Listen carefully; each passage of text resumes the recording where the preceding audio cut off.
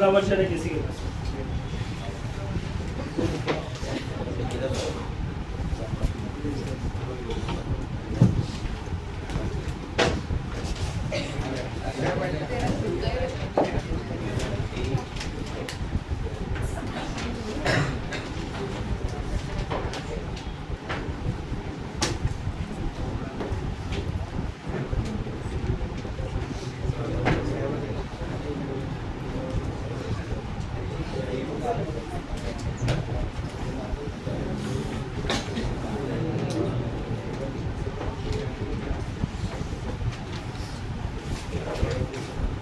Line लिखो तो, अगर नहीं लिखा है तो।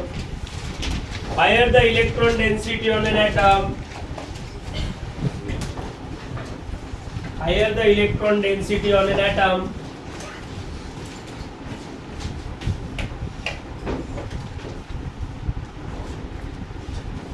higher will be its basic nature.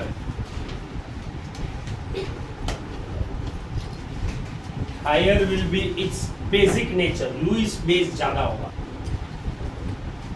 And higher the electron density on an atom, it will be unstable. It will be unstable.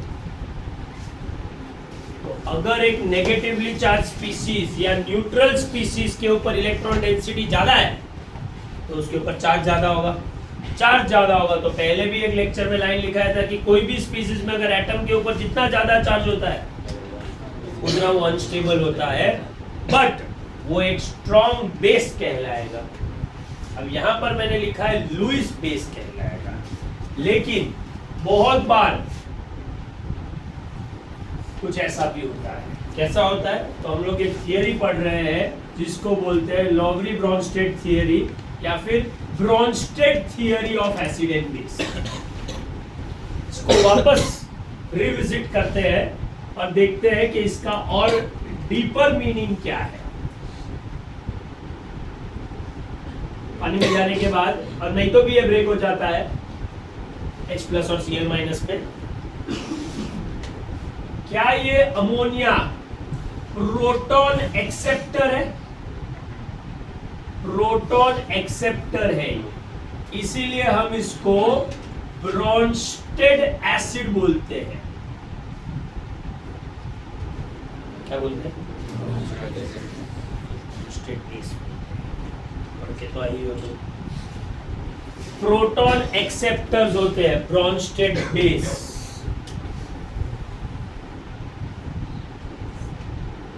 क्योंकि HCl ने एसिड रिलीज किया है, H+ रिलीज किया है, इसीलिए हम लोग HCl को एसिड बोलते हैं और ये प्रोटॉन डोनर होते हैं. ये हम लोग ने ब्रॉन्स्टेड थियरी में पढ़ा है. Brønsted theory of acid and base ionic equilibrium का टॉपिक है. इधर हम लोग उतना पार्ट कवर कर लेंगे तो तुम्हारा आयोनिक इक्विलिब्रियम में ये जो पार्ट बाकी था वो कंप्लीट हो जाता है. बट वहां पर कुछ नहीं है, यहाँ पर ये डिटेल में बात होगी. अभी तो पूरा लेक्चर इसी में जाने वाला है. प्रोटॉन एक्सेप्ट किया अमोनिया ने. अमोनिया ने प्रोटॉन इसीलिए एक्सेप्ट किया क्योंकि प्रोटॉन के ऊपर प्लस चार्ज है और अमोनिया के ऊपर लोन पेयर की वजह से माइनस चार्ज. तो एक सिंपल 8 स्टैंडर्ड के लेवल का प्लस माइनस का अट्रैक्शन हुआ है. यहाँ पर ये H+ अमोनिया के पास गया और ये इसीलिए गया क्योंकि अमोनिया के पास अब ये इतने छोटे एटम के ऊपर प्लस चार्ज है. ये हम लोग 10th स्टैंडर्ड में कोऑर्डिनेट बॉन्ड सिखाने के लिए सिखाते हैं. अमोनिया अपना लोन पेयर से इसको अट्रैक्ट करता है और इसको बोलता है कि मैं मेरा लोन पेयर तेरे को दूंगा तो तू आ जा, सो दैट तेरा ऊपर से कोऑर्डिनेट बॉन्ड है ये पॉजिटिव चार्ज चला जाएगा और वो मेरे ऊपर आएगा और मैं थोड़ा बड़ा हूं तो मेरे ऊपर पॉजिटिव चार्ज का इंटेंसिटी थोड़ा चलेगा. तो इस सिचुएशन की वजह से अब ये इसके कंपैरिजन में ये ज्यादा स्टेबल है, मोर स्टेबल. एली स्टेबल नहीं, ये भी अनस्टेबल ही है, बट ये H+ के कंपैरिजन में अब ये H+ ज्यादा स्टेबल है. ये अमोनियम आयन जो बना है NH4+, ये ज्यादा स्टेबल है अमोनियम आयन. लेकिन ये अमोनियम आयन बना कैसे और इसकी वजह से अब होगा क्या? तो आंसर है ये अमोनियम आयन बना क्योंकि नाइट्रोजन ने प्रोटॉन एक्सेप्ट किया, या फिर कोई बोलेगा सर प्रोटॉन नहीं एक्सेप्ट किया, उसने तो अपना 2 इलेक्ट्रॉन दिया। अरे ये तो इलेक्ट्रॉन डोनर दिख रहा है, तो ये तो कहाँ गया? ब्रॉन्स्टेड बेस भी है और लुईस बेस भी है। ऐसा हर बार जरूरी नहीं होता है, होता है तो होता है, देखने का रिएक्शन में क्या हो रहा है। ये तो ब्रॉन्स्टेड बेस भी और ये लुईस बेस भी है, ये प्रोटॉन डोनर है, इलेक्ट्रॉन डोनर है, तो ये भी तो ये H प्लस HCl नहीं, HCl नहीं, H प्लस ने क्या किया? इलेक्ट्रॉन एक्सेप्ट किया, तो H प्लस क्या है? लुईस एसिड बन गया। दूसरा लॉजिक लुईस एसिड का डेफिनेशन पॉजिटिवली चार्ज, स्टोरी खत्म। पॉजिटिवली चार्ज को क्या चाहिए? क्या क्या अट्रैक्ट करने गया? वो लिया उसने इलेक्ट्रॉन, बिल्कुल लिया ना, देखो ना उसका कंट्रीब्यूशन में उसके ऑर्बिट में 2 इलेक्ट्रॉन घूम रहे, लिया तो ये 2 इलेक्ट्रॉन मिलेंगे ना उसको, तो ये H प्लस क्या हो गया? Lewis acid. ये तो हो गया, लेकिन इधर कुछ और बना। क्या बना इधर? अब बात करते Cl माइनस की। क्या Cl माइनस नेगेटिवली चार्ज है? क्या Cl माइनस के पास H प्लस एक्सेप्ट करने का नेचर है? क्या Cl माइनस नेगेटिवली चार्ज है? क्या Cl minus H plus accept करेगा? क्या Cl माइनस नेगेटिवली चार्ज है तो क्या वो इलेक्ट्रॉन डोनर बन सकता है? क्योंकि वो हाईली इलेक्ट्रॉन रिच है, नेगेटिवली चार्ज है, तो वो तो इलेक्ट्रॉन डोनर है। इलेक्ट्रॉन डोनर क्या होता है? तो बेस है ये। दूसरे लैंग्वेज में लुईस बेस है, लेकिन मेरे को लुईस बेस के ऊपर ज्यादा बात नहीं करनी, मेरे को ब्रॉन्स्टेड बेस के ऊपर बात करनी है इस रिएक्शन के लिए। क्या ये H प्लस ले सकता है? कैसे ले सकता है? क्योंकि वो नेगेटिवली चार्ज है, तो H प्लस अगर मैं कहीं से डालूंगा तो वो ले लेगा। तो क्या ये आदमी ब्रॉन्स्टेड बेस है? बोलोगे बिल्कुल है सर। क्या ये आदमी लुईस एसिड है? क्या होता है लुईस एसिड? Positively charge. क्या ये पॉजिटिवली चार्ज है? ये लुईस एसिड है, लेकिन मैंने बोला वापस में लुईस की बात नहीं करूंगा, ब्रॉन्स्टेड की बात करते हैं। क्या ये अमोनियम आयन के पास एक्स्ट्रा प्रोटॉन है? क्या ये कैटायन ज्यादा स्टेबल होता है कि न्यूट्रल मॉलिक्यूल ज्यादा स्टेबल होता है? मैंने लाइन लिखा है ना केमिस्ट्री का मोस्ट इंपॉर्टेंट लाइंस के टाइम पे, ये कोई भी चार्ज पार्टिकल नॉर्मल न्यूट्रल के कंपैरिजन में चार्ज पार्टिकल तो अनस्टेबल है, अमोनिया के कंपैरिजन में ये अनस्टेबल है। तो क्या टाइम आने पर अगर किसी ने इसके पास से प्रोटॉन खींचा तो क्या ये प्रोटॉन डोनर बनेगा? लुईस एसिड ने वो प्रूव किया। और अगर कोई चीज लुईस एसिड है तो इसका मतलब ये नहीं कि वो ब्रॉन्स्टेड की दुनिया में बेस होगा, या तो वो खाली लुईस एसिड है, ब्रॉन्स्टेड आरएनएस एसिड नहीं है, या तो वो तीनों है, या तो कोई भी दो है। लेकिन अगर वो एक कैटेगरी में एसिड है तो बाकी में भी अगर होगा तो एसिड होगा। तो ये लुईस एसिड तो है ही, तो ऑब्वियसली चांसेस है कि वो ब्रॉन्स्टेड एसिड भी होगा। और ये आराम से अपना प्रोटॉन टाइम आने पर किसी को डोनेट करेगा, क्योंकि उसको भी तो न्यूट्रल बनना है। तो ये क्या बनना है?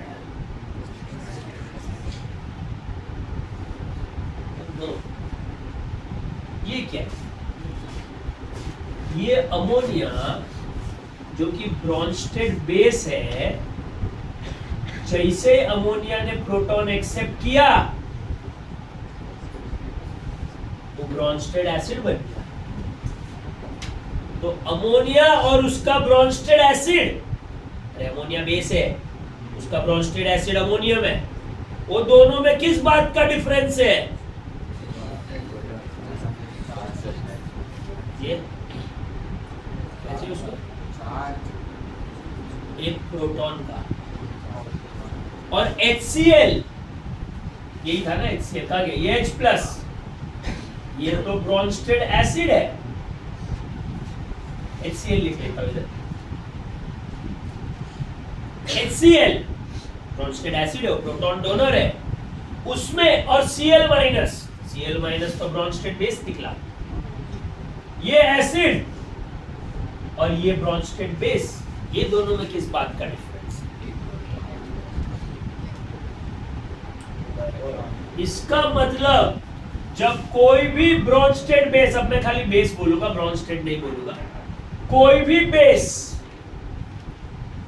प्रोटॉन एक्सेप्ट करता है, कोई भी, मतलब यही ब्रोंस्टेड थियरी पढ़ रहे, बेस जब प्रोटॉन एक्सेप्ट करता है, बेस जब प्रोटॉन एक्सेप्ट करता है, वो पॉजिटिवली चार्ज होगा, न्यूट्रल मॉलिक्यूल भी होता है, बट वो बेस जब प्रोटॉन एक्सेप्ट करता है तो उसके पास एक प्रोटॉन एक्स्ट्रा आ गया, रखा है, टाइम आने पर किसी को दे सकता है वो।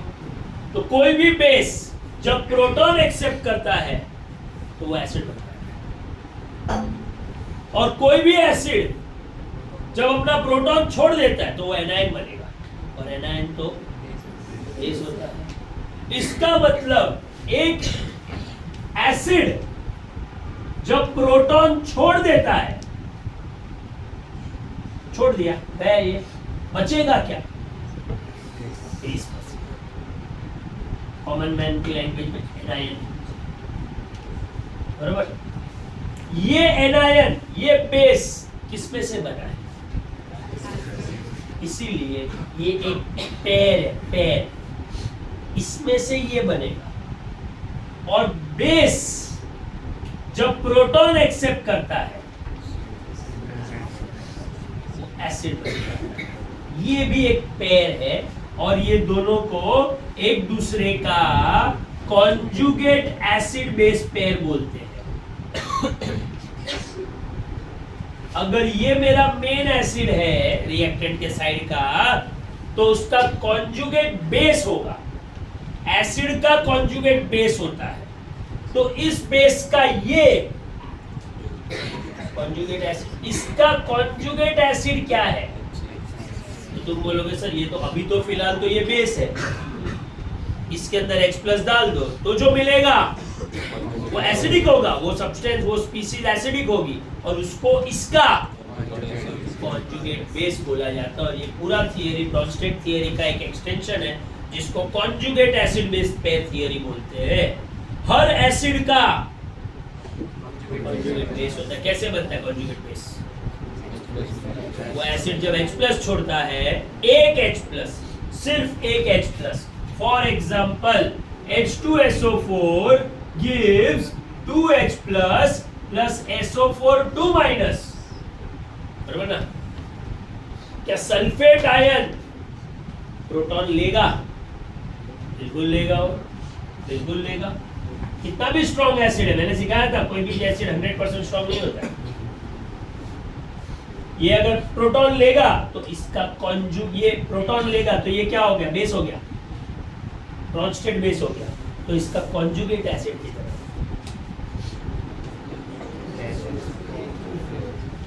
बोला इसका कॉन्जुगेट एसिड H2SO4 नहीं है, HSO4 माइनस, सिर्फ एक H प्लस के डिफरेंस को कॉन्जुगेट एसिड बेस पेयर बोलते हैं। समझा? तो देखो अभी और ट्विस्ट करता हूं इसी में, HSO4 माइनस, ये दोनों बिहेव करता है। क्या ये H प्लस ले सकता है? ये H प्लस लेगा टाइम आने पर। क्या ये और एक H प्लस दे सकता है? टाइम आने पर ये और एक H प्लस भी दे सकता है, डिपेंड्स कि सामने कौन। केमिस्ट्री में आगे जाके मैं एसिड को भी बेस बिहेव करवाऊंगा। नाइट्रिक एसिड एक रिएक्शन में बेस बिहेव करेगा। क्या करेगा वो? प्रोटॉन देगा, लेगा। समझा? ये वैसे ही मिडल में रखा है, ये दोनों कर सकता है। कुछ कुछ चीजें सामने वाले पे भी डिपेंड करती है, सिर्फ अपने पे नहीं चलता है। कोई आएगा स्ट्रॉन्ग तो ये चला जाएगा। तो ये case 1, if it is behaving as acid तो ये प्रोटॉन रिलीज करेगा। तो इसका कॉन्जुगेट बेस क्या होगा? अरे एसिड जब प्रोटॉन छोड़ता है तो एसिड थोड़ी मिलेगा, अब जो बचा है वो क्या मिलेगा? किसका? कॉन्जुगेट बेस पेयर होता है ना? किसका? जिसने प्रोटॉन छोड़ा उसका ये कॉन्जुगेट बेस है। क्या है कॉन्जुगेट बेस इसका? जो बचा वो। और अगर ये अगर ये बेस बिहेव करेगा, किसी से प्रोटॉन लेगा ये टाइम आने पर, बहुत रिएक्शन है केमिस्ट्री में, तो इसका कॉन्जुगेट एसिड बनेगा। और इसका कॉन्जुगेट एसिड क्या है?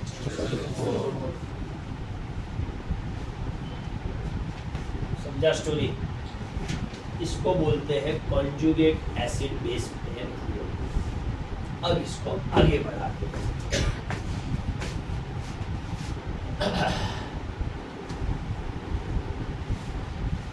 पानी में जाएगा,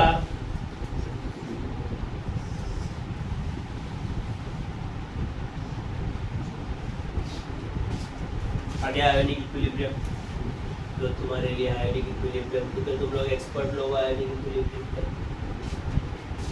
इसलिए एरो मार्क कर देता हूं। अब बन गया मेरा एसिटिक एसिड का कॉन्जुगेट बेस। क्या है एसिटिक एसिड का कॉन्जुगेट बेस? आंसर है एसिटेट आयन। अपना टॉपिक है एसिडिक नेचर और basic nature of the compounds. एक सेकेंड में कैसे आइडेंटिफाई करने का कि कौन ज्यादा स्ट्रॉन्ग एसिड है, कौन ज्यादा वीक एसिड है, कौन ज्यादा स्ट्रॉन्ग बेस है, कौन ज्यादा वीक बेस है। पीकेए पीकेबी किसका ज्यादा है, किसका? ये रहा मेरा एसिड, ये तो कंफर्म है ना? ये रहा इस एसिड का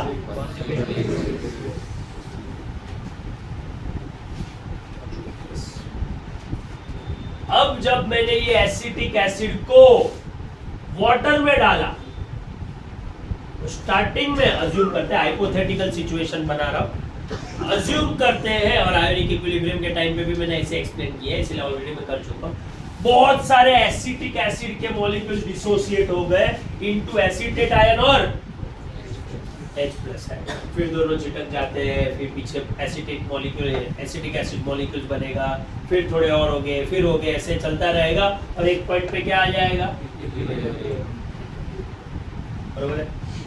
अब यही स्टोरी को वापस देखते, डाल दिया इसको, बहुत सारे स्प्लिट हो गए। इसका डिग्री ऑफ डिसोसिएशन रियल में 20% के आजू बाजू।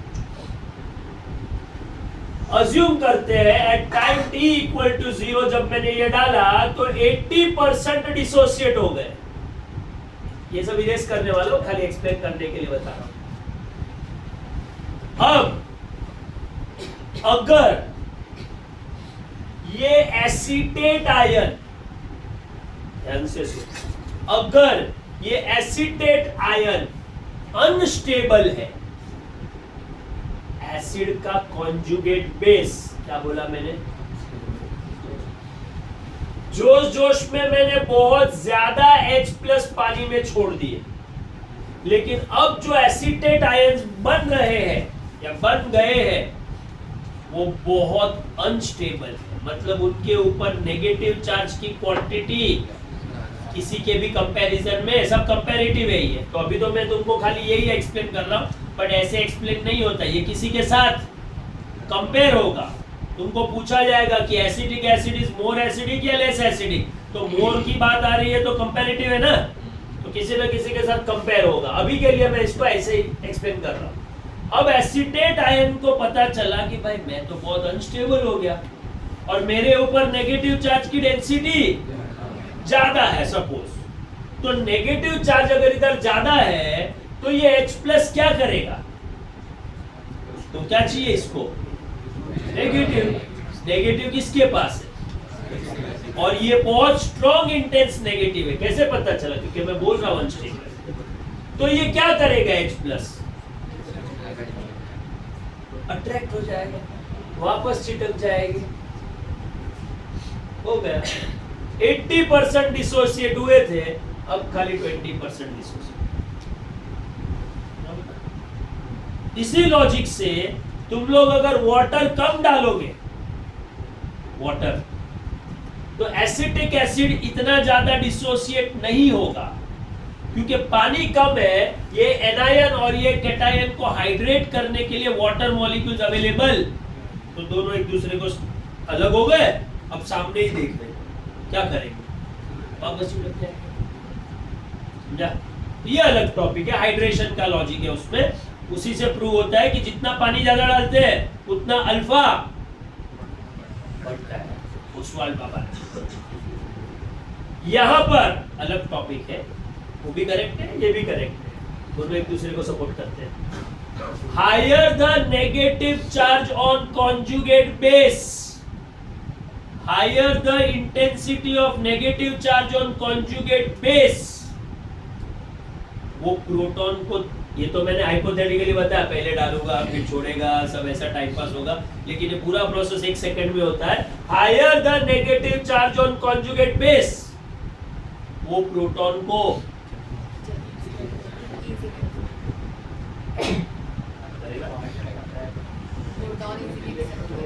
छोड़ेगा ही नहीं,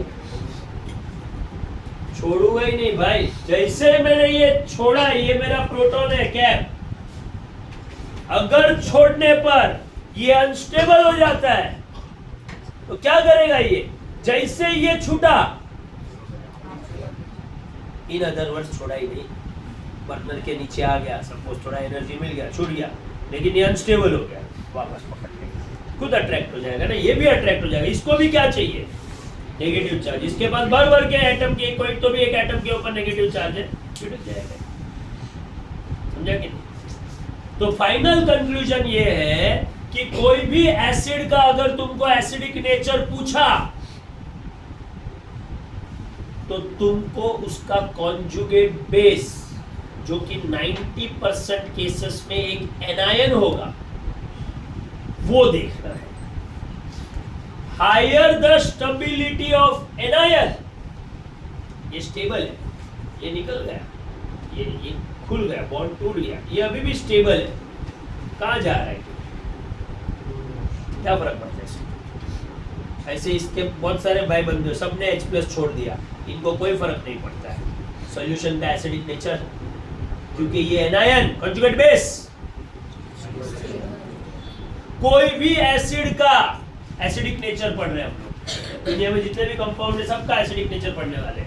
कोई भी कंपाउंड का एसिडिक नेचर सिर्फ एक ही पॉइंट पे डिपेंड करता है, सिर्फ एक, इसीलिए बहुत इजी टॉपिक हो जाता है, कुछ सोचना ही नहीं है, इमेजिन करना है। क्या इमेजिन करना है, उन चारों मॉलिक्यूल्स का,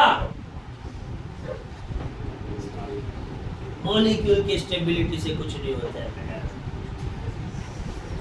मॉलिक्यूल का स्टेबिलिटी का टॉपिक थोड़ी है, कॉन्जुगेट बेस की स्टेबिलिटी देखी जाती है। If the conjugate base is highly stable, उसका कॉन्जुगेट एसिड स्ट्रॉन्ग एसिड, समझ रहा है। अगर कॉन्जुगेट बेस ज्यादा स्टेबल है, मतलब वो H प्लस गया, ये एनायन बनेगा ना, अरे एसिड H प्लस छोड़ता है एनायन बनता है, वो एनायन को ही कॉन्जुगेट बेस बोलते हैं। ये बेस ज्यादा स्टेबल है, H प्लस मांगेगा नहीं, पानी में H प्लस की क्वांटिटी बढ़ जाएगी। ये स्टेबल है, इसीलिए इसको हाइड्रेट करने के लिए ज्यादा पानी भी नहीं चाहिए, कम पानी में भी ये बहुत सारे H प्लस छोड़ेगा। अगर ये अनस्टेबल होता, ये पकड़ लेना, तो मेरे को ज्यादा पानी डाल के उसको दोनों को अलग रखने के लिए इसको हाइड्रेशन हो जाता, क्योंकि हाइड्रेशन का लॉजिक भी वही है, अगर ये अनस्टेबल है तो इसको वाटर मॉलिक्यूल्स ज्यादा लगे, क्योंकि इसके ऊपर नेगेटिव चार्ज का इंटेंसिटी, तो ज्यादा वाटर अपने H+ इसके सामने रखेंगे इसको स्टेबल करने के लिए। समझा? तो हाइड्रेशन का लॉजिक भी जैसा मैंने पहले भी बोला इसके साथ कनेक्ट होता है। फाइनल कंक्लूजन अपना ये है, acidic nature of any compound will depend upon stability of its conjugate. More stable the conjugate base of an acid. समझा? 2 बार S बोलूंगा, बस ये शॉर्टकट है, शॉर्टकट ऐसा टिप्स एंड ट्रिक्स या ऐसा शॉर्टकट टिप्स बोलते हैं ना। Stable, stability of conjugate base, output क्या मिलेगा? Stronger is the acidic nature of conjugate acid. अरे वो बेस, ये बेस है, इसका कॉन्जुगेट एसिड किधर है? यही है, उसी की, ये दोनों की तो बात हो रही है, इसीलिए तो कॉन्जुगेट एसिड बेस पे थियरी बोलते हैं, यही दोनों की बात होती है। ये वाला वर्ड क्या है? ST, stable. तो ये क्या है?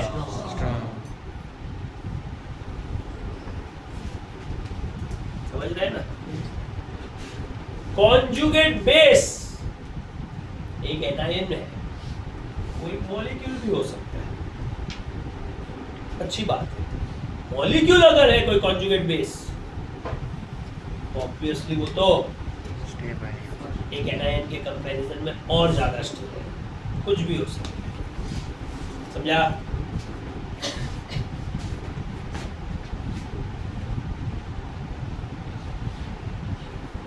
अब हम लोग पहले कार्बोक्सिलिक एसिड का एग्जांपल लिया है, तो पहले इजी वाला टॉपिक कर लेते हैं, acidic nature of carboxylic acids.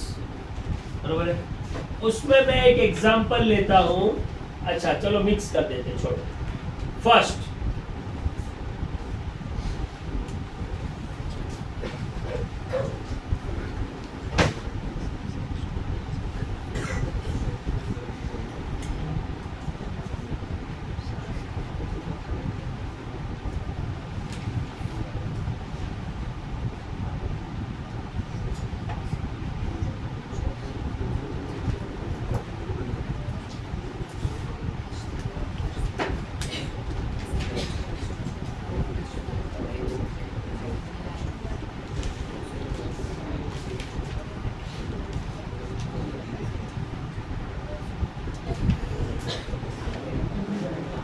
Hypochlorous, chlorous, chloric, perchloric. बोलो कौन ज्यादा स्टेबल है, कौन ज्यादा स्ट्रॉन्ग एसिड है?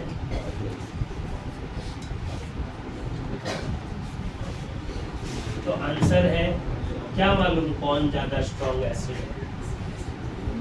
इमेजिन कर लो, अभी तो फर्स्ट मॉलिक्यूल है तो इमेजिन मत करो, बना लो। क्या? उसका कॉन्जुगेट बेस।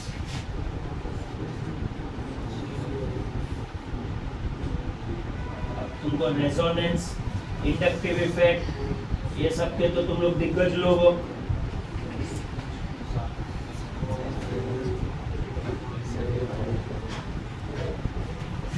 केमिकल बॉन्डिंग, ये सब के तो दिग्गज लोग हो। हाइब्रिडाइजेशन,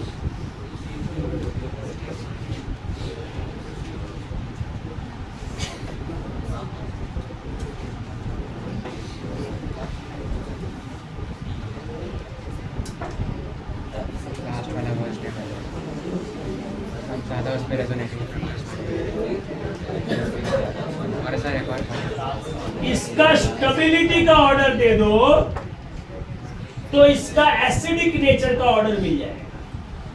बराबर ना?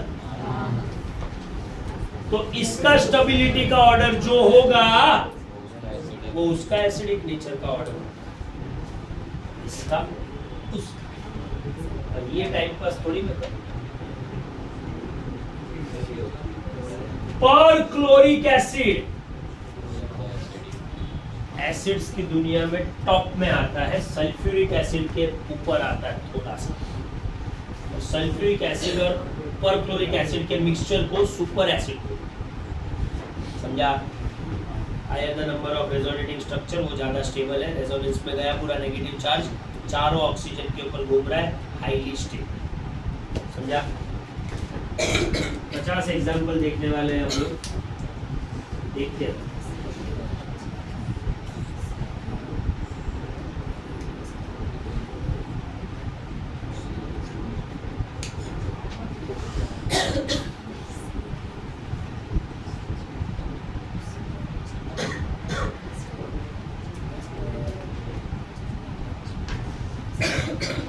पूरा कॉपी करो।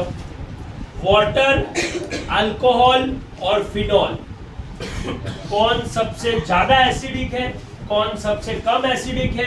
पहले मेरे को इसका आंसर दो, फिर कॉपी।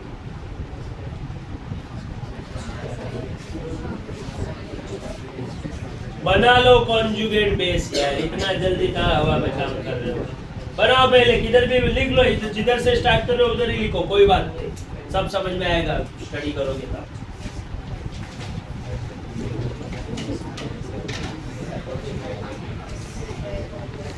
बना लो उसका कॉन्जुगेट बेस।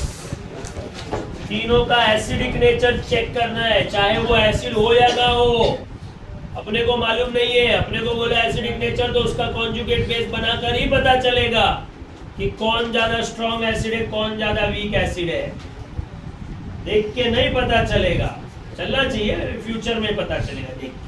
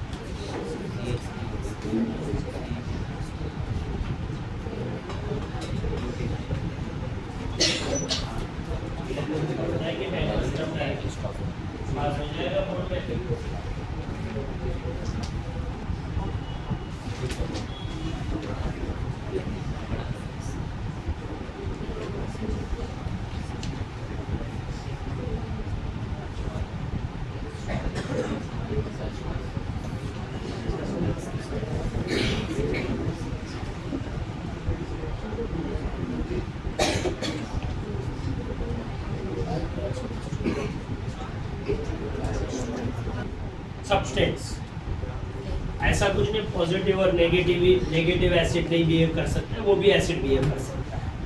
सामने कौन है उसके ऊपर डिपेंड करता है, बट इन जनरल तो ये ऑब्वियसली बेस है।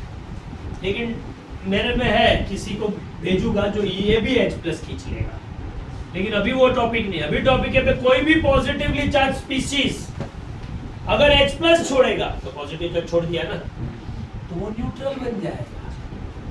कोई भी न्यूट्रल स्पीशीज अगर प्रोटॉन छोड़ेगा, तो वो -1 चार्ज बन जाएगा। कोई भी नेगेटिव अगर H+ छोड़ेगा, तो -2 बन जाएगा। तो प्रोटॉन छोड़ने पर ये चेंजेस आते हैं, ऑब्वियस सी बात है। अब सबसे ज्यादा स्टेबल कौन है? Neutral molecules are more stable than charge species, तो ये सबसे ज्यादा स्टेबल है। ये दोनों में कौन ज्यादा स्टेबल है? तो आंसर है OH ज्यादा स्टेबल है, क्योंकि सिंगल नेगेटिव है। इसके ऊपर चार्ज डेंसिटी देखो, ऑक्सीजन के ऊपर दो नेगेटिव चार्ज का charge density, hence H3O+ is highly acidic. इसने जो एक्स्ट्रा H+ लिया है, कहां पर बनता है H3O+?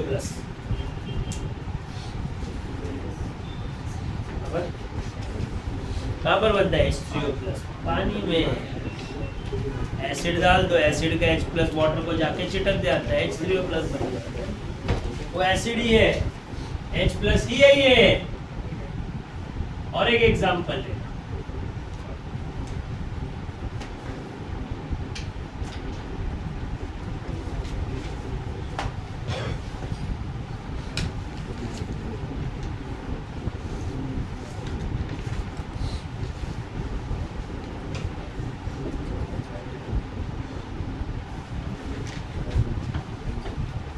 ये भी बहुत इंपॉर्टेंट आगे जाके आएगा ही आगे।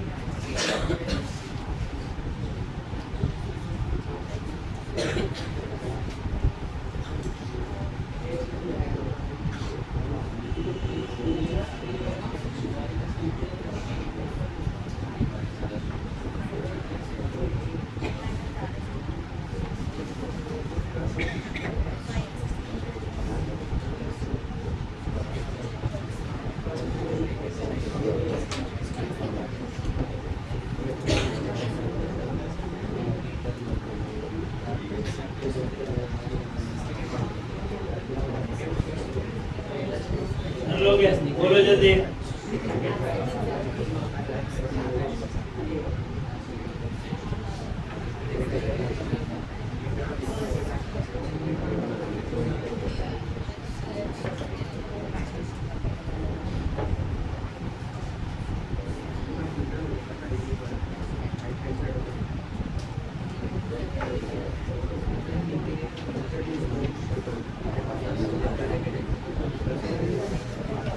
सेकेंड पहले किसके, अच्छा ये बोलो ना कौन ज्यादा एसिडिक है। कॉन्जुगेट बेस बना लिया। देखो इसका कॉन्जुगेट बेस तो हाईली अनस्टेबल है, इसका कॉन्जुगेट बेस एक न्यूट्रल मॉलिक्यूल है, चार्ज है ही नहीं इसके ऊपर, ये ज्यादा स्टेबल है, ये ज्यादा एसिडिक है। सेकेंड देखा जाता है एटम, एटम नहीं देखा जाता है, एटम का ऊपर का स्टेबिलिटी देखा जाता है। अगर ये ए मोर इलेक्ट्रोनेगेटिव है, अरे कार्बन आयन एनायन का स्टेबिलिटी तो बड़ा ही है ना, नेगेटिव चार्ज ऑन एनायन ने मोर इलेक्ट्रोनेगेटिव, और इसके ऊपर अगर नेगेटिव चार्ज आया स्टेबल होगा, नहीं लिखा है negative charge on electronegative atom. ये जो सिखा रहा हूं ना, ये दुनिया का most important acid base comparison. Acidic mixture बनाओ, इसका कॉन्जुगेट बेस बोलो मेरे को, कौन सा कॉन्जुगेट बेस सबसे ज्यादा अनस्टेबल है, तो कौन सबसे वीक एसिड और स्ट्रॉन्ग एसिड।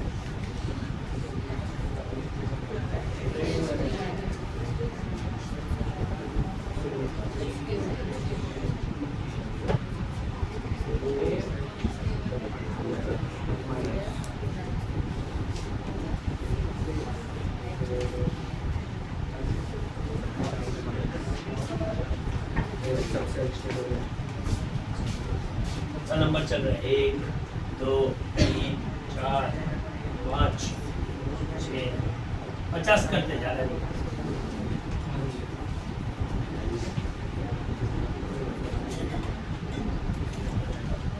ये सब फटाफट होगा, एक एक मिनट।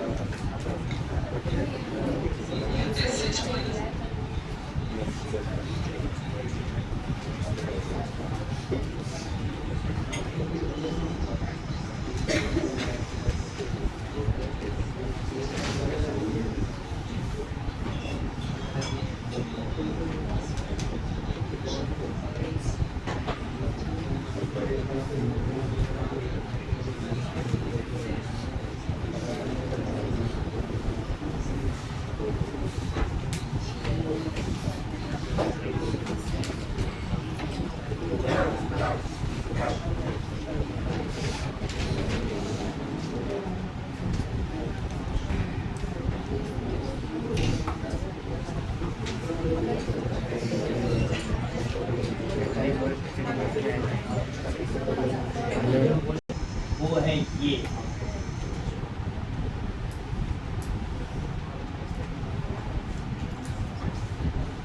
जो यहां पर भी करता है। HF का बॉन्ड लेंथ बहुत छोटा है। HF अपना H प्लस उतना रेडीली नहीं छोड़ेगा, और छोड़ भी दिया तो जो कॉन्जुगेट बेस बनेगा वो दोनों पैरामीटर से एक्सप्लेन हो सकता है। इसीलिए तुमको सब फैक्टर्स समझने हैं कि भाई कौन सा पैरामीटर काम कर रहा है। इसमें दोनों पैरामीटर काम कर रहे हैं और दोनों पैरामीटर सपोर्ट कर रहे हैं, उसमें अलग है। उसमें इलेक्ट्रोनेगेटिविटी पैरामीटर ऑपोजिट में दिख रहा है, काम तो वही कर रहा है जो उसका रूल है।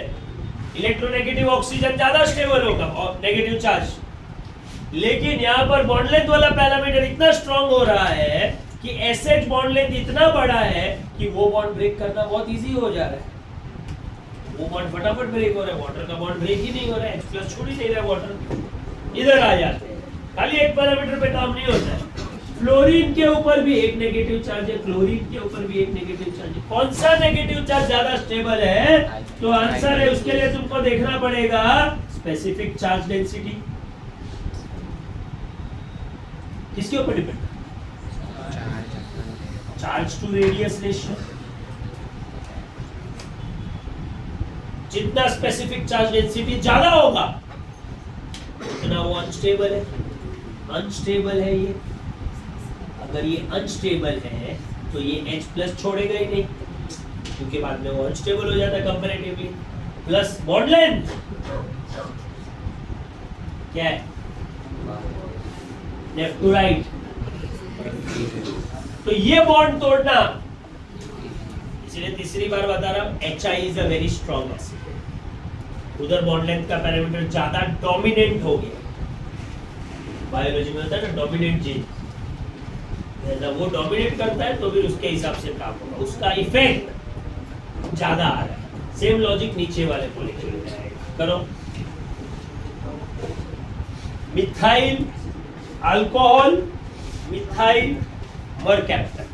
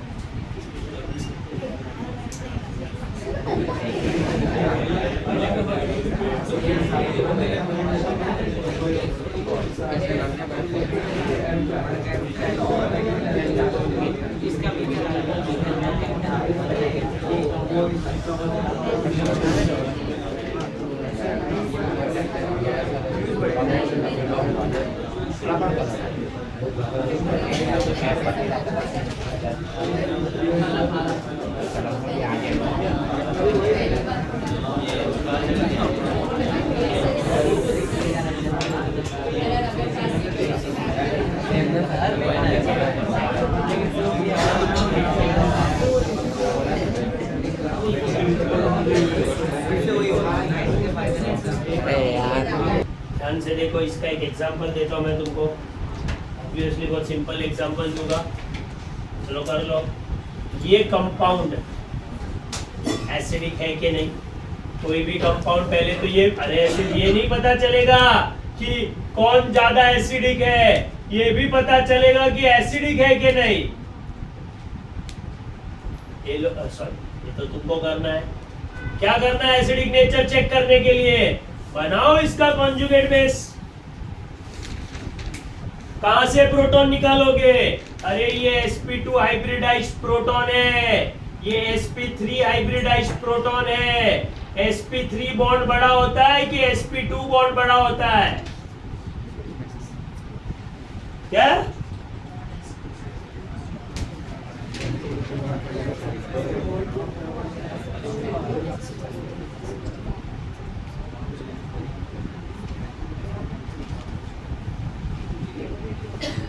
पढ़ रहे हो यार? 10 बार केमिकल बॉन्डिंग का एग्जाम किया फिर भी ऐसे तो संडे घर से निकलने को मन कैसे करता है?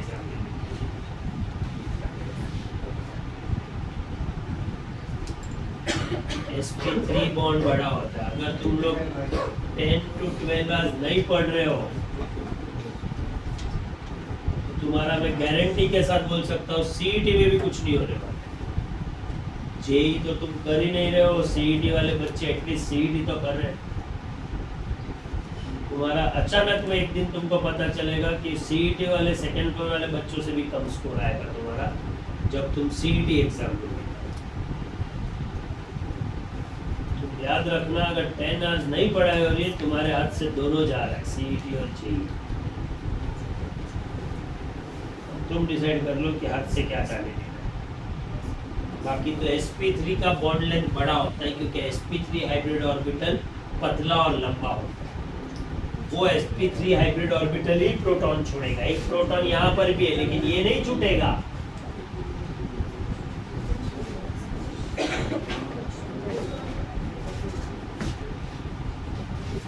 छोड़ो, सॉरी ये है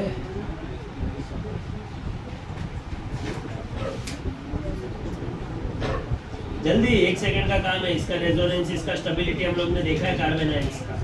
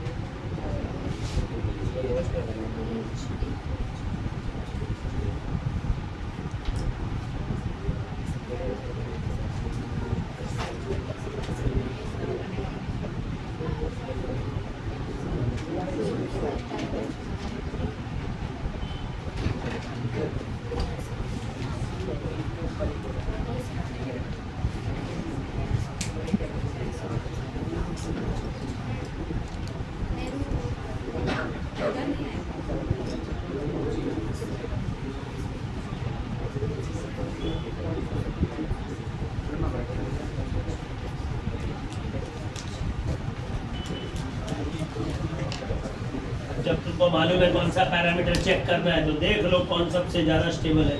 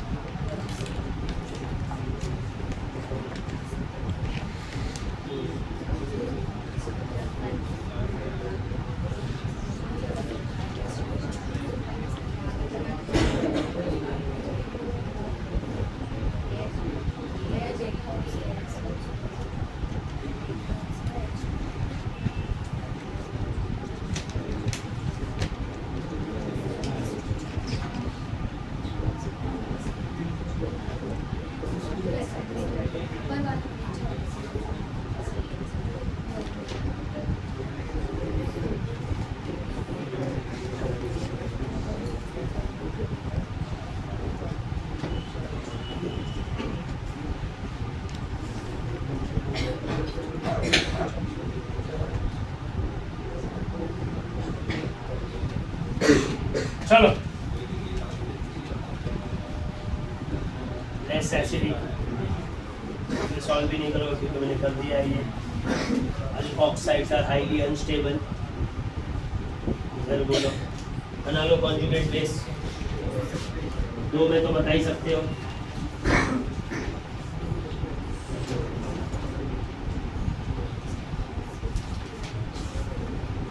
ये देखो इसका एनायन क्या होगा।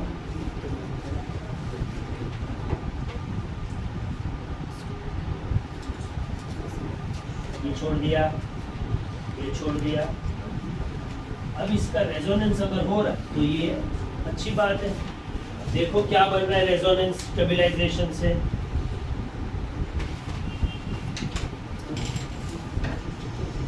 इसका जो कार्बन आयन बनेगा, जो हम लोग ने ऑलरेडी स्टडी किया है, वो ये है। और ये कार्बन आयन ए वाला, ये हाईली स्टेबल ड्यू टू, कौन बोला रेजोनेंस? कौन बोला? ए हाईली स्टेबल साइक्लोपेंटाडाइन 14 जो भी नंबर आएगा is highly highly highly acidic in nature. देखो हाइड्रोकार्बन है, अल्केन अल्कीन अल्काइन की दुनिया का आदमी है, फिर भी हाईली एसिडिक, इमीडिएटली प्रोटॉन छोड़ देगा। ये क्यों प्रोटॉन छोड़ेगा? ये क्यों स्टेबल है? पहले तो डबल रेजोनेंस, 2 पाई बॉन्ड का रेजोनेंस है, उधर 1 पाई बॉन्ड का, उधर तो उल्टा का हालत खराब है, आते ही जा रहा है इलेक्ट्रॉन। ये highly stable due to resonance तो ठीक है, और कोई रीजन?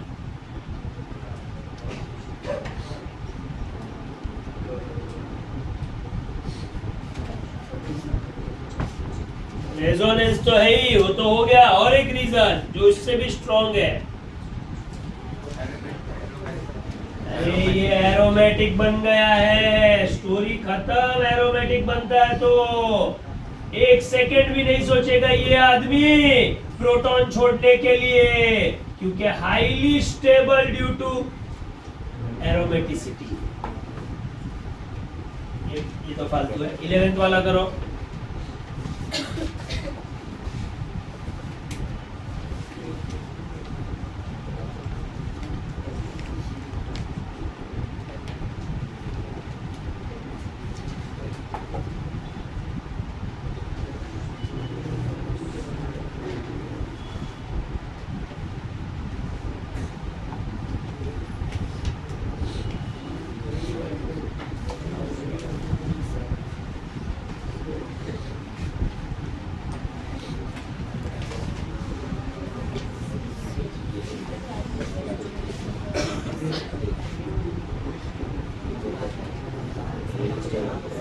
चार्ज, एटम का क्वालिटी, रेजोनेंस। रेजोनेंस के ऊपर मेरे पास 50,000 एग्जाम्पल है।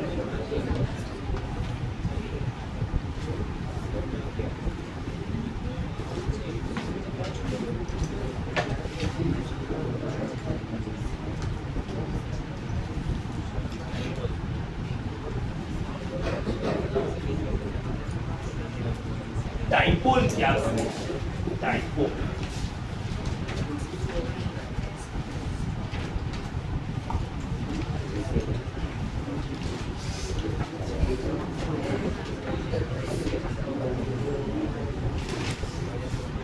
डाइपोल कब क्रिएट होता है?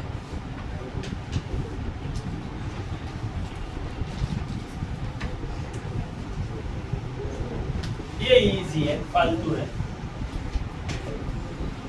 चलो पहले इजी वाला।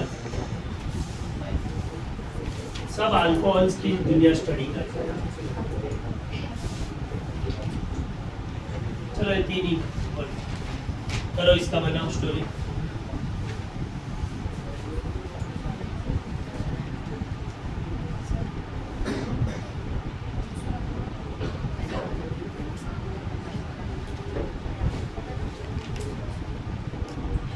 अल्कोहल्स का एसिडिक नेचर अगर तुमको नहीं मालूम तो मेरे को ऑर्गेनिक केमिस्ट्री सिखाओ। वन नहीं होता है।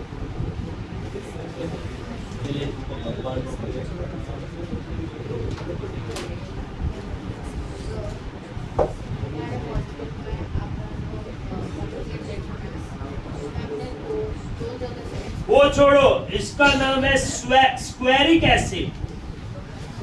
ये भी अंदर जाएगा, ये भी अंदर जाएगा, और ये नेगेटिव चार्ज अंदर घूमने वाला है। इसका रेजोनेटिंग स्ट्रक्चर तो तुमने बनाया ही नहीं होगा, ये तुमको आता ही नहीं है।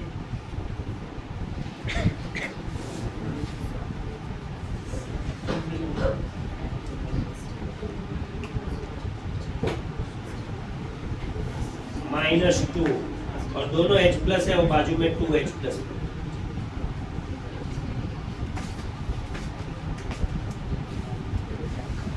अरे अब करते रहो ना, रेजोनेंस कैसे सिखाओ मैं। चलो फिर भी अभी तुमने नहीं प्रैक्टिस की है तो रेजोनेंस की, तो तुमको इसका one of the resonating structure, ये अंदर जाएगा, ये इधर आएगा, ये बाहर निकल जाएगा, तो ये बन जाएगा O-, ये बन जाएगा O-, ये बनेगा डबल बॉन्ड O, ये बनेगा डबल बॉन्ड O, और ये डबल बॉन्ड इधर शिफ्ट हो जाएगा। अब ये अंदर जाएगा, ये इधर जा सकता है, ये इधर आ सकता है। ऐसा करके 4 रेजोनेटिंग स्ट्रक्चर बनेगा, और चारों रेजोनेटिंग स्ट्रक्चर्स के ऊपर दो ऑक्सीजन के ऊपर नेगेटिव चार्ज होता है, और ऑक्सीजन के ऊपर नेगेटिव चार्ज है तो मेरे को कोई प्रॉब्लम नहीं है, हाईली स्टेबल होता है, मतलब इतना प्रॉब्लम नहीं होता है। तो चारों ऑक्सीजन के ऊपर नेगेटिव चार्ज आता है, कार्बन के ऊपर नेगेटिव चार्ज आता है, वो अच्छी बात नहीं है। ऑक्सीजन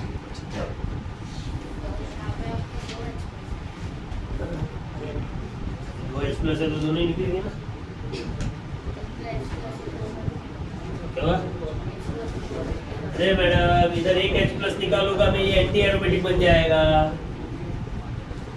एक H प्लस निकालूंगा तो 2 इलेक्ट्रॉन अंदर रिंग के अंदर घूम रहा है, और 2 अंदर रिंग में जाएगा, -1 का चार्ज आएगा, और टोटल 4 इलेक्ट्रॉन घूमेगा अंदर, 4 इलेक्ट्रॉन एंटी एरोमेटिक हो जाएगा। तो फिर दूसरा वाला भी निकाल देता है, वो कम मॉलिक्यूल दिमाग लगाता है वो, तो दूसरा H प्लस भी जल्दी छोड़ देता हो तो एरोमेटिक बन जाओगा। अब वो रिंग एरोमेटिक है, और रिंग के ऊपर -2 लिखा है, मतलब उसके अंदर इलेक्ट्रॉन घूम रहा है, इसका 6 इलेक्ट्रॉन घूम रहा है टोटल रिंग के ऊपर, एक उसका खुद का पाई बॉन्ड और बाकी 2 उसको 2 ऑक्सीजन से मिला है।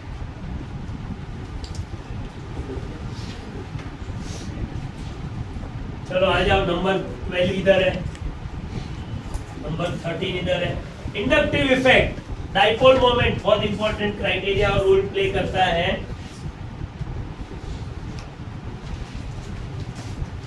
यहाँ पर हम लोग अल्कोहल्स का एसिडिक नेचर देख रहे हैं, हम लोग मिक्स कर रहे हैं। कभी अल्कोहल फिनॉल देखेंगे, अल्कोहल फिनॉल देखा हम लोग ने, उसमें तो और एक चीज भी डाल सकता था लेकिन मैंने डाला नहीं, अलग से करते हैं।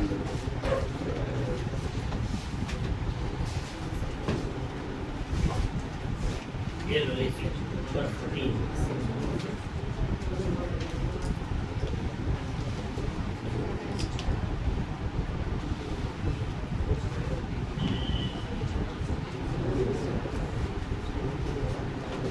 चलो मैंने 12-13 बोल दो, इजी है 12-13 को।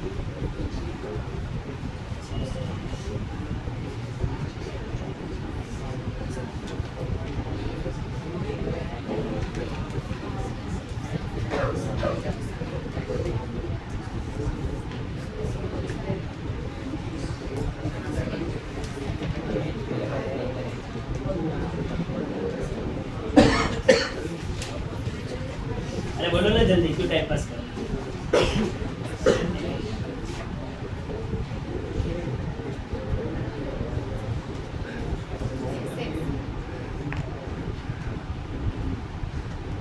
ये oxide n propyl oxide, n propoxide बोलते थे, इसका जो कॉन्जुगेट बेस होगा वो ये नहीं, highly unstable due two electron releasing inductive effect. ये ऑक्सीजन के ऊपर इलेक्ट्रॉन डेंसिटी बहुत बढ़ जाती है। ये मोस्ट एसिडिक। मिथेनॉल का प्रोटॉन निकालना इजी है, एन प्रोपेनॉल का प्रोटॉन निकालेंगे तो एन प्रोपोक्साइड बनेगा जो हाईली अनस्टेबल। अब तो 13 का आ जाएगा। इसका जो कॉन्जुगेट, ये भी लिख लो, ये भी एक चीज कर लो, काम आएगा ये।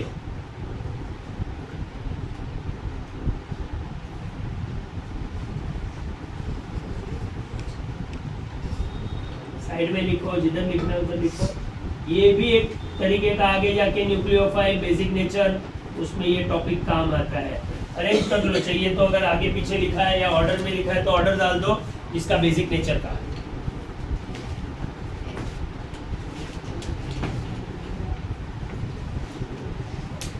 सबसे बेसिक लास्ट वाला।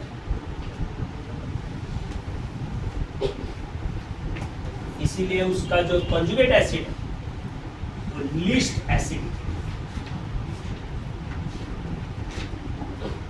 यहां पर मैं सिखाता हूं, इसका कॉन्जुगेट बेस बनेगा CH3C++O। ये एक्चुअली गलत टॉपिक में आ गया, ये तुम लोग रेजोनेंस में लिख रहे है ना, लेकिन ये मेरे को सिखाना पड़ेगा क्योंकि इसके एक दो मॉलिक्यूल्स में मेरे को ये कार्बोक्सिलिक एसिड का स्टोरी, ये रेजोनेंस ऐसा होगा इसका, तो इसके एक रेजोनेटिंग स्ट्रक्चर जो कि ये खुद है, ऑक्सीजन के ऊपर नेगेटिव चार्ज है, इसका दूसरा रेजोनेटिंग स्ट्रक्चर में भी ऑक्सीजन के ऊपर नेगेटिव चार्ज है, मतलब ये नेगेटिव चार्ज दोनों ऑक्सीजन के ऊपर डिस्ट्रीब्यूट हो रहा है इक्वली, ऑक्सीजन के ऊपर नेगेटिव चार्ज कोई प्रॉब्लम नहीं है। तुम बोलोगे सर इसके तो ऑक्सीजन के ऊपर भी नेगेटिव चार्ज है, मैं बोलूंगा बात सही है, और इसके तो रेजोनेटिंग स्ट्रक्चर भी बहुत अच्छे हैं क्योंकि ये मस्त रेजोनेंस पे जाता है। ये भी बात सही है कि phenols are acidic in nature, alcohol के कंपैरिजन में ज्यादा एसिडिक होते हैं। लो हो गई गड़बड़, अल्कोहल के कंपैरिजन में ठीक है भाई, ऐसा दिमाग लगाओगे तो समझेगा कि हर बार हर रूल सब जगह पे वैलिड नहीं होता है, जहां पर लॉजिक है वहीं पर वो लॉजिकली काम करता है। क्या प्रॉब्लम है ये रेजोनेटिंग स्ट्रक्चर में? अच्छे खासे तो है, तो आंसर है बहुत बड़ा प्रॉब्लम है इसके अंदर। भले इसके 1 2 3 रेजोनेटिंग स्ट्रक्चर्स है, लेकिन प्रॉब्लम है कि ये तीनों रेजोनेटिंग स्ट्रक्चर्स, कौन बोला बोला ना, तीनों रेजोनेटिंग स्ट्रक्चर्स में carbon is carrying negative charge, और कार्बन के ऊपर नेगेटिव चार्ज, कार्बन इलेक्ट्रोपॉजिटिव में माना जाता है या इलेक्ट्रोनेगेटिव में भी नहीं माना जाता है, बीच वाला आदमी है वो, उसके ऊपर negative charge is highly unstable.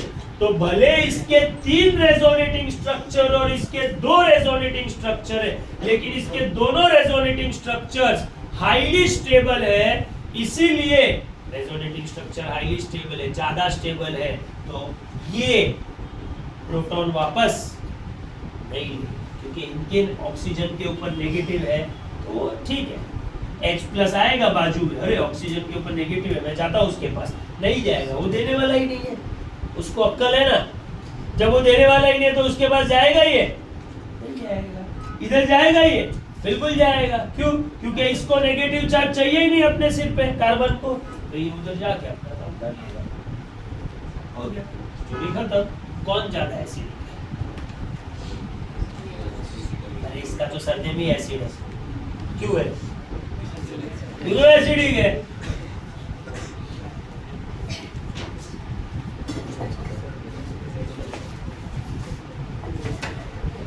आता है एमएससी में गिव रीजन आता है, carboxylic acids are more acidic than phenol, जबकि फिनॉल में तो बेंजीन का रेजोनेंस होता है।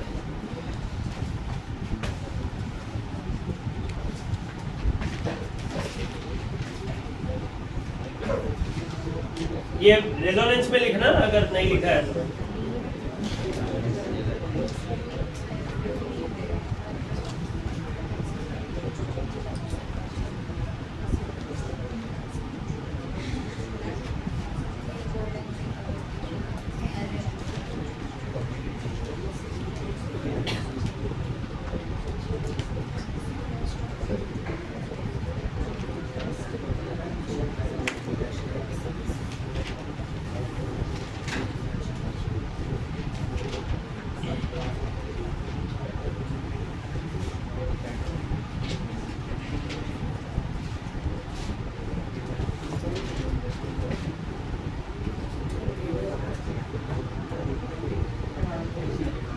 आ जाए वापस इंडक्टिव इफेक्ट के ऊपर।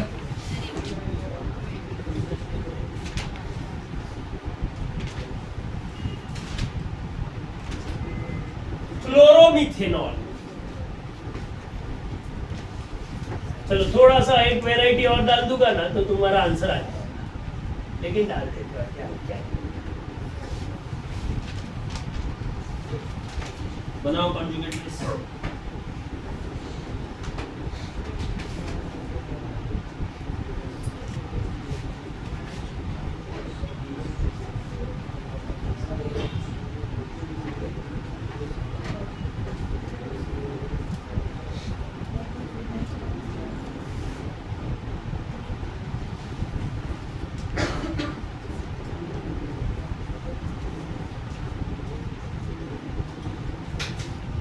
Formic acid, acetic acid, propionic acid, butyric acid.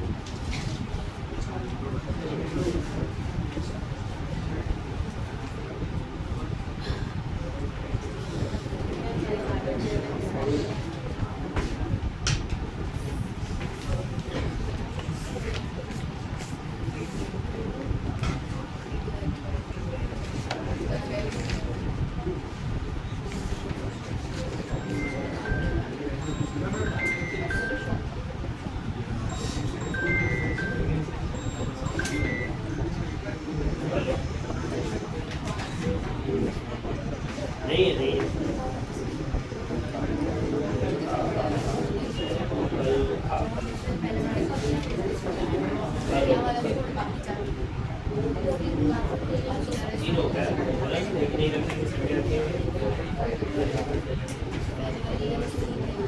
कल कल नहीं होगी संडे के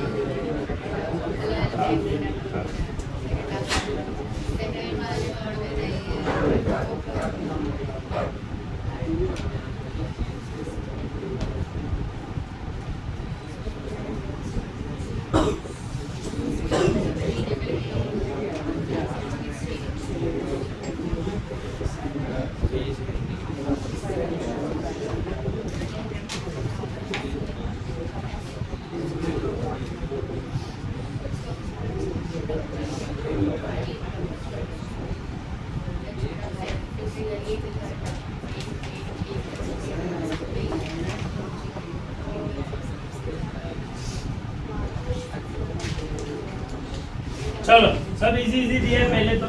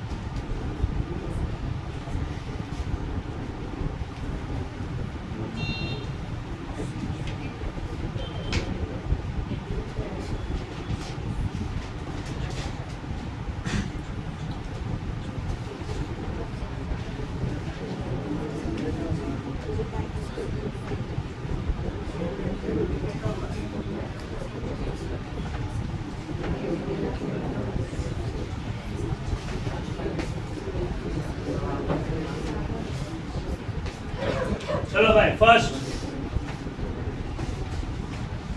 ये और बोर्ड भर दो वो साइड कर। वो तो तुम करने वाली हो बेटा।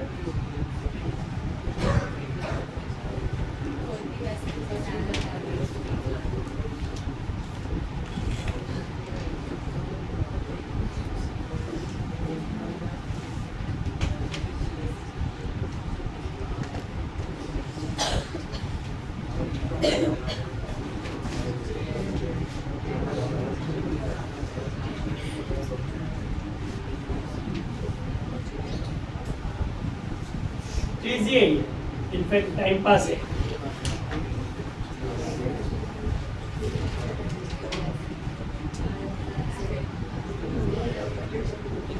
अब बोलो कौन ज्यादा स्टेबल है?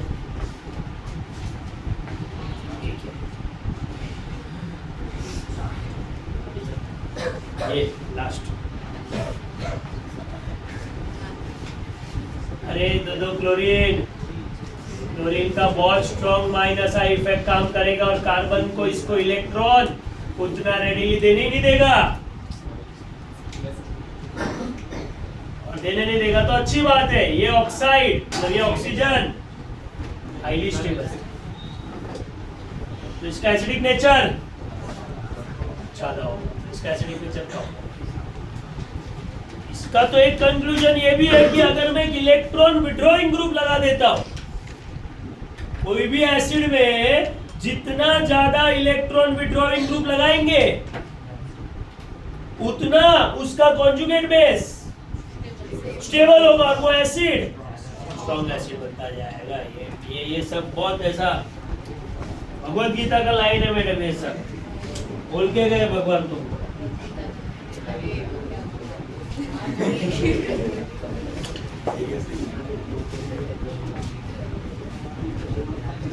लिखो एन इलेक्ट्रॉन विड्रॉइंग ग्रुप, तो इलेक्ट्रॉन रिलीजिंग का जो स्टोरी है वो उल्टा है। An electron withdrawing group reduces the electron density on conjugate base,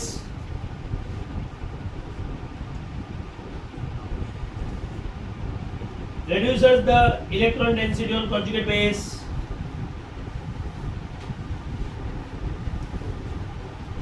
ठीक है, reduces the electron density on conjugate base and increases its stability and increases the acidic strength of conjugate acid, increases the stability and increases the acidic strength.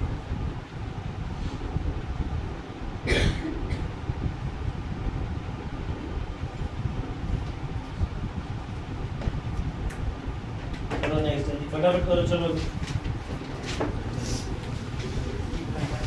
ये तो बहुत फालतू सब हो गया होगा अभी तक।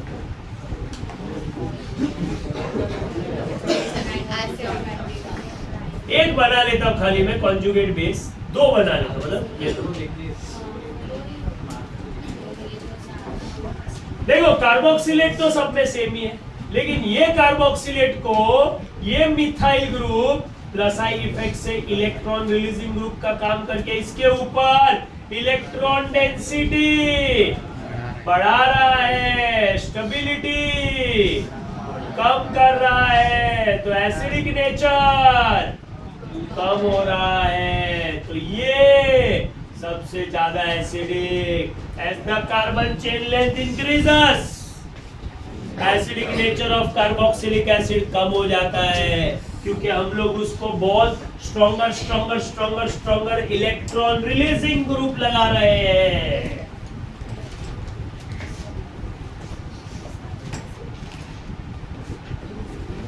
सेवेंटीन्थ भी सेफ है, टाइम पास नहीं करूंगा मैं, लाइफ बहुत छोटा दिया भगवान।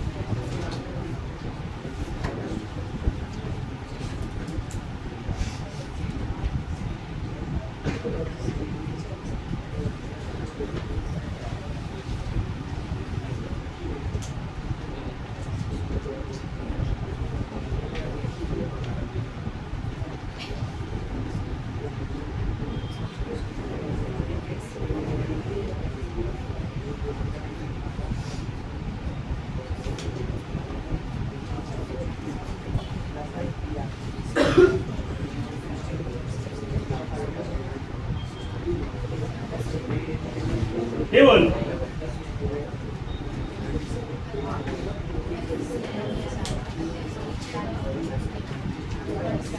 F क्लोरीन ब्रोमीन मैंने सेम डिस्टेंस पे लगाया है, पर्पसली मैंने डिस्टेंस चेंज नहीं की है क्योंकि इंडक्टिव इफेक्ट की स्टोरी आएगी तो नेक्स्ट में डिस्टेंस भी आएगा, लेकिन अभी मैंने डिस्टेंस वाला पैरामीटर को डिस्टर्ब नहीं किया है।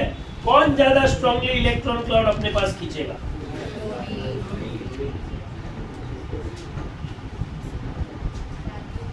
समझ रहा है मैंने 2 एरो 3 एरो 1 एरो क्यों किया है? बोलो कौन सबसे ज्यादा एसिडिक होगा? कौन सा है जो सबसे ज्यादा स्ट्रॉन्ग इलेक्ट्रॉन विड्रॉइंग ग्रुप होगा? An electron withdrawing group increases the stability of anion and increases the acidic state.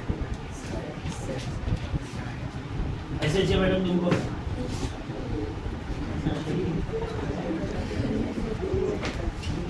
बात में फर्क जाता है।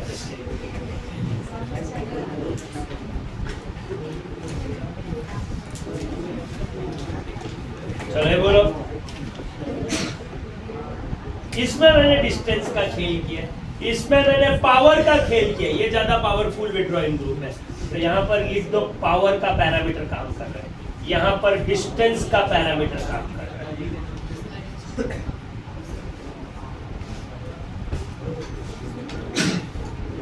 और ये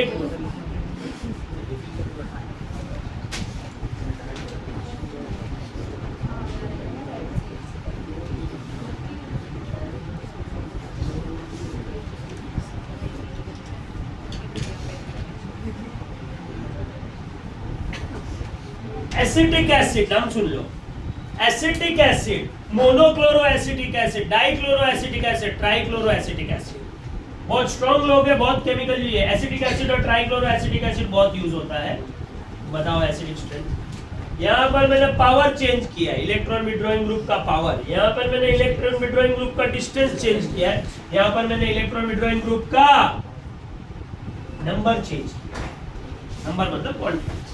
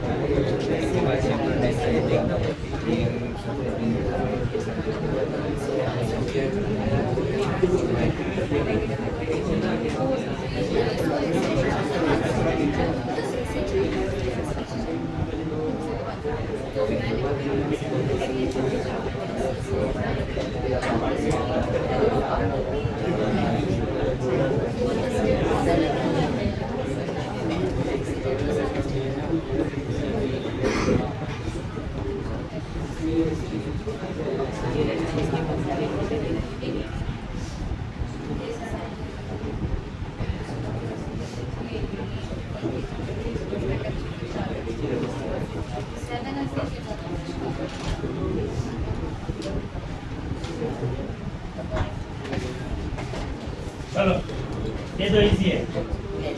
इंडक्टिव इफेक्ट डिस्टेंस पे डिपेंड करता है, इनफैक्ट स्क्वायर ऑफ डिस्टेंस पे। तो इसका पुलिंग पावर सबसे ज्यादा है, तो कूलिंग पावर सबसे ज्यादा है, तो उसका स्टेबिलिटी सबसे ज्यादा है, इसका एसिडिक नेचर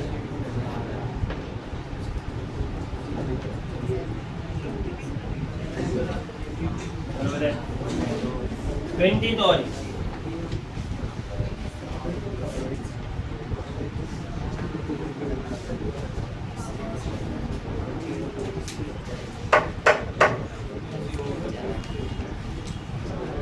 बोलो भाई 20 बोलो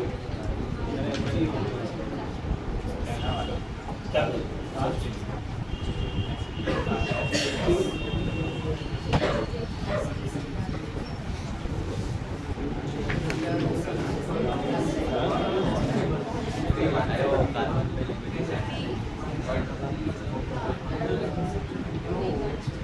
अभी 1 2 3 दे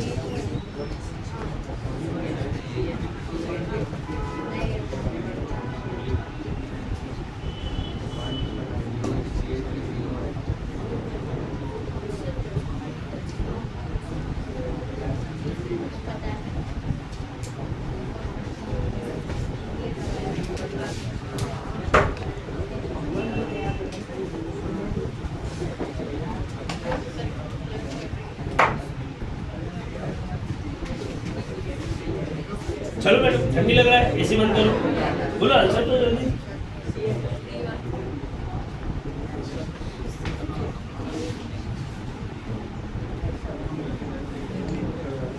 क्या 3 सबसे ज्यादा 3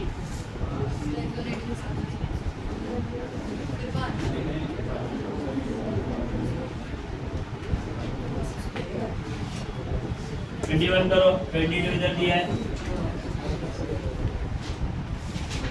हॉरिजॉन्टल लिखो चलेगा, 21 बोलो, इधर लिखो मैं नंबर का criteria, number of functional, number of electron, number of groups के साथ में चेक कर रहा हूं।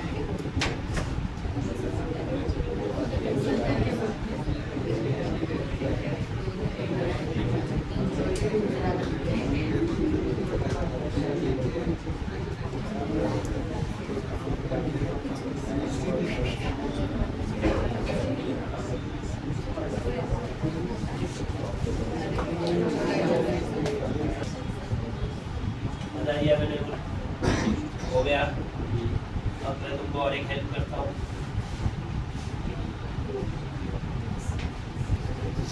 डिस्टेंस को प्रायोरिटी मिलेगी, फिर नंबर, फिर पावर। अब दिमाग लगाओ, डीएनपी में डिस्टेंस नंबर पावर है, ड्यूटेरियम नाइट्रोजन फास्फोरस डिस्टेंस को प्रायोरिटी मिलेगी। और अगर दो मॉलिक्यूल में डिस्टेंस सेम है तो भी नंबर को प्रायोरिटी मिलेगी।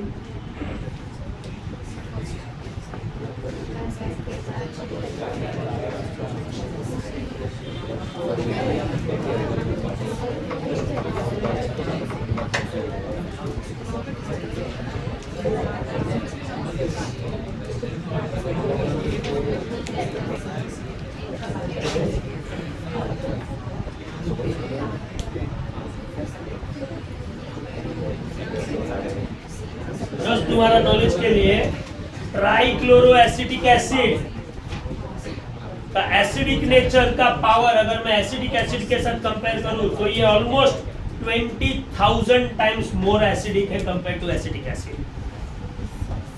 ऐसा वो पीटर 20,000 टाइम्स मोर एसिडिक है। चलो हो जाने दो, इधर आंसर दो।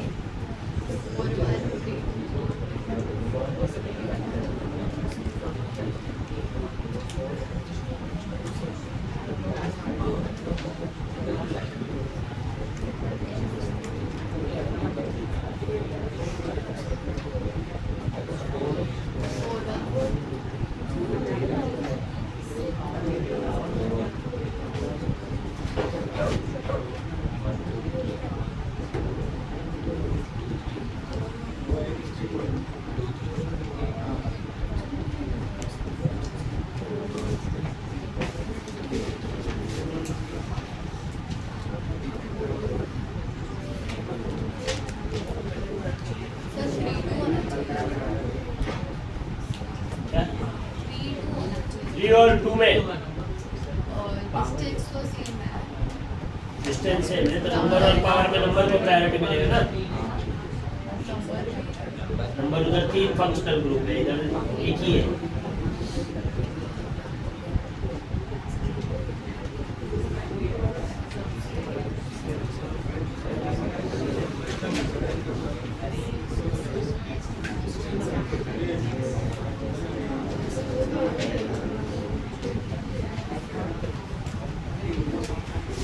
कौन सा क्राइटेरिया चल रहा है?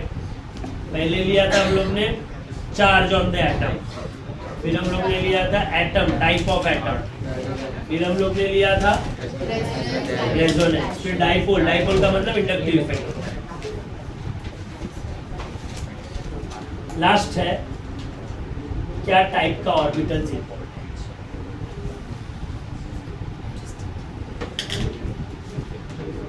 और ये मैंने सिखाया है। चलो एसिटिलीन, इथिलीन, इथेन कौन ज्यादा एसिडिक है?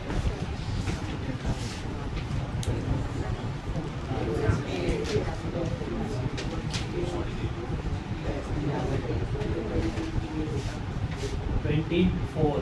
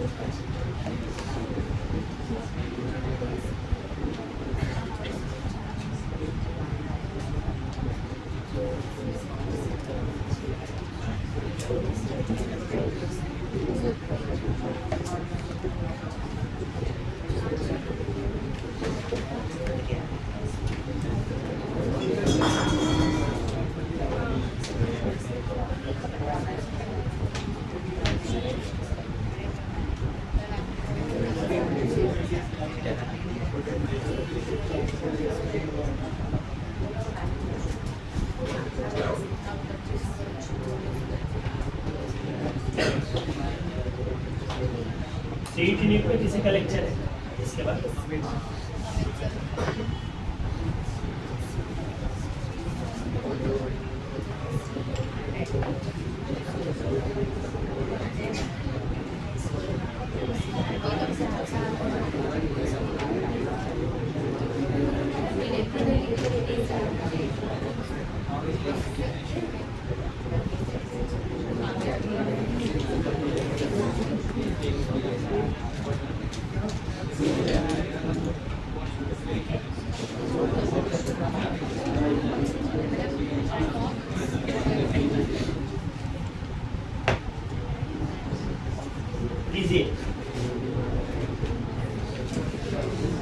बनाओ कॉन्जुगेट बेस बनाओ ना, कुछ नहीं समझता है तो कॉन्जुगेट बेस बना सकते हो।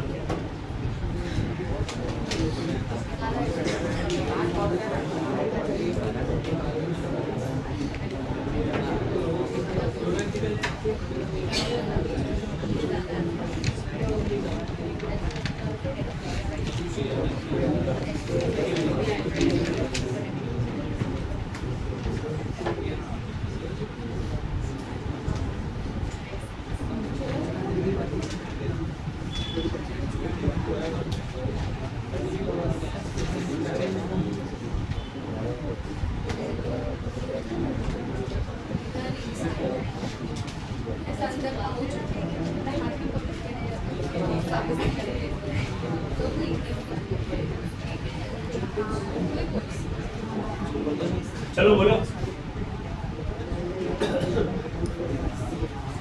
बनाओ इसका conjugate base. RCH2NH minus. Oh my God, nitrogen को नेगेटिव दे दिया तुमने। चलो ठीक है, जो भी है उसके ऊपर तुमने इलेक्ट्रॉन डेंसिटी बढ़ा दिया, तो इसके ऊपर भी तो तुम वही करने वाले हो। अब मेरा क्वेश्चन ये आता है कि कौन सा नाइट्रोजन ज्यादा स्टेबल है? जो नाइट्रोजन ज्यादा स्टेबल है वो स्ट्रॉन्ग एसिड देगा। ये तो न्यूट्रल नाइट्रोजन है, ये सबसे ज्यादा स्टेबल है, मोस्ट स्टेबल ये है, तो मोस्ट एसिडिक ये है। अब ये नाइट्रोजन भी नेगेटिव है, ये नाइट्रोजन भी नेगेटिव है, कौन सा नेगेटिवली ज्यादा स्टेबल है? तो आंसर है ये वाला, क्योंकि ये नाइट्रोजन sp2 है, ये sp3 है, तो इसका इलेक्ट्रोनेगेटिविटी ज्यादा है, तो इसका स्टेबिलिटी भी ज्यादा है। वैसे तो अमाइंस बेसिक होते हैं, लेकिन मेरे को ऐसे नहीं पूछना है।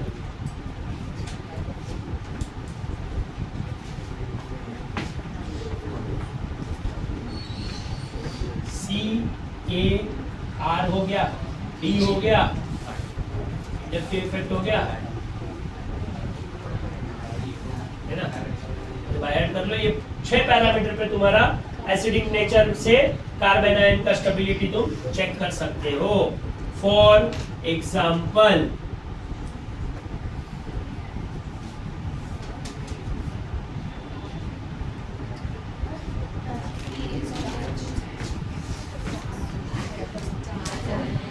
चलो जाने दो, इधर एसिडिक नेचर बोलो, डाइपोल और इंडक्टिव है।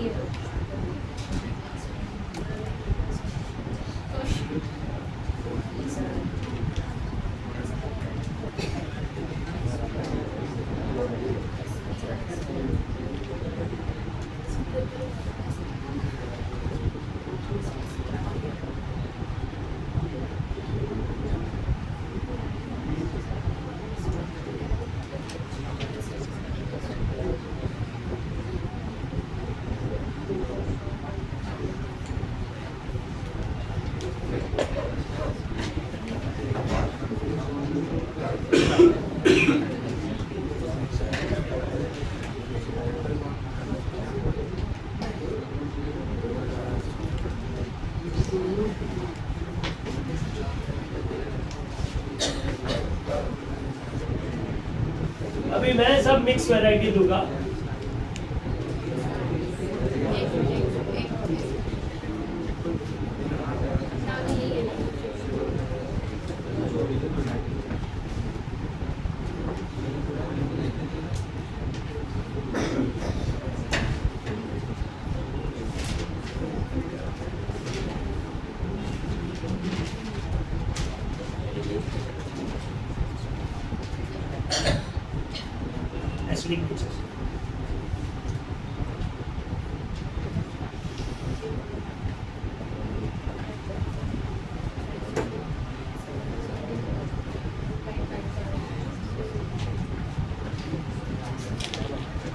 अनलेस एंड अनटिल कुछ अलग चीज सिखाऊं, सब रूल्स सब जगह पर वैलिड है जहां पर वैलिड होने चाहिए।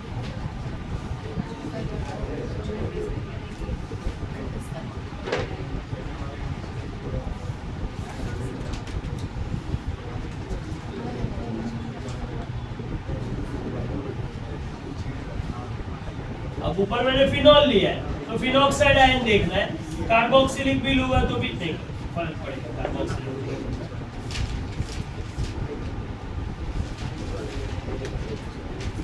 चलो कर लो जल्दी, ये लास्ट एग्जांपल्स है आज के।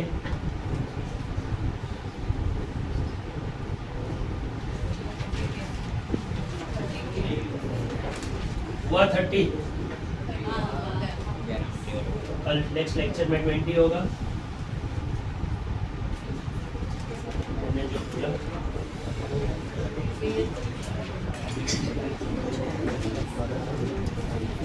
अच्छा याद रखना, इसमें हम लोग ने लास्ट टाइम एक मिस्टेक किया था, मिथॉक्सी ग्रुप का electron releasing effect methyl group से ज्यादा होता है। मिथाइल ग्रुप में हाइपर कॉन्जुगेशन होता है और इंडक्टिव इफेक्ट होता है, लेकिन उसका इंडक्टिव इफेक्ट और हाइपर कॉन्जुगेशन मिला के भी इससे ज्यादा नहीं होता है, इसका रेजोनेंस होता है, वो ज्यादा पावरफुल होता है।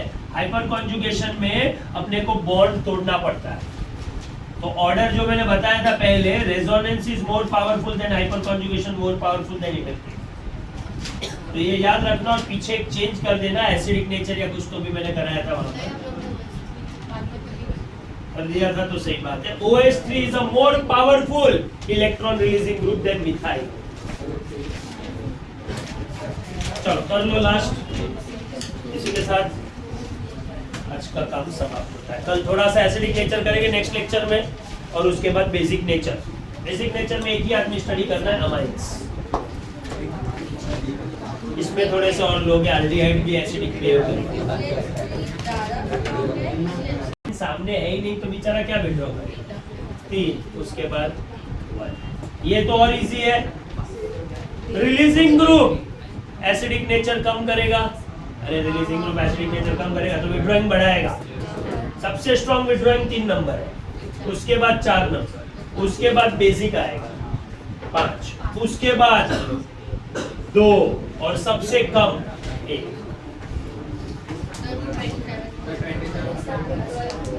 अरे टाइम पास कर रहे हो यार। ये रेजोनेंस में जाएगा, इसका 2 रेजोनेटिंग स्ट्रक्चर मिलेगा, ये भी रेजोनेंस में जाएगा, इसका 3 रेजोनेटिंग स्ट्रक्चर मिलेगा, ये पूरा रेजोनेंस में जाएगा, हर एक ऑक्सीजन के ऊपर नेगेटिव चार्ज आएगा, व्हिच मींस ठीक है। चलो आज क्योंकि तुमको कुछ लाने नहीं बोला था इसलिए आज छोड़ रहा हूँ, नेक्स्ट टाइम से फर्स्ट लेक्चर होगा, उस दिन डीसीटी होगा, बैठना है, टिफिन नाश्ता जो भी लेके आना है सब लेके आने का, दिमाग वो में